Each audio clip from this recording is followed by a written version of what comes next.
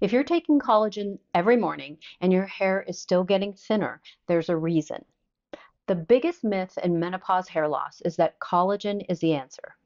I've worked with over 1,500 women struggling with hair loss, and what I see under the trichoscope tells a very different story.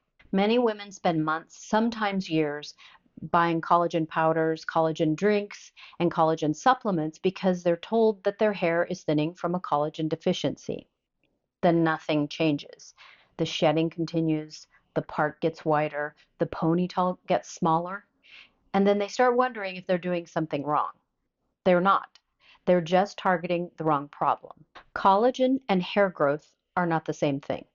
Collagen plays a very important part in skin, joint, and connective tissue, but hair growth happens inside a living follicle.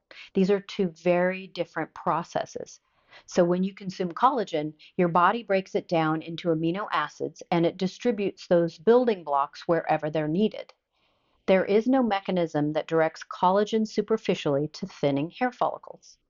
What I typically see in menopause hair loss is not a lack of collagen. I see follicle miniaturization, I see inflammation, I see reduced circulation around the follicle, and I see a scalp environment that is no longer supporting strong, healthy growth. That's why so many women can take collagen faithfully for 6 months or so and still see no meaningful improvement in shedding or density. The underlying follicle problem is not being addressed.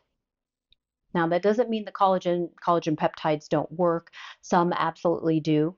But the important question isn't whether peptides work, it's which peptides work, where they work, and how they're delivered to the body.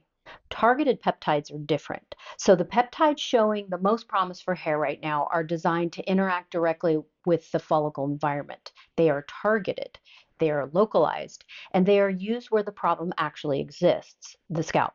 When I evaluate women who I've seen taking collagen, I often see the same inflammation patterns and the same follicle stress I saw on day one. The follicle doesn't care how much collagen is in your coffee. It responds to what's happening in its immediate environment. So if you're in menopause and your hair keeps getting thinner despite supplements, collagen may not be the missing piece. The first step is understanding what's actually happening at the follicle level. I'm Misty Barnes, certified trichologist and physician trainer, and I help women identify the real causes behind menopause-related hair loss. Subscribe to my weekly videos on menopause hair loss, scalp health, and evidence-based treatment strategies. And if you'd like a personalized assessment, you'll find a link to book a virtual consultation in the description below.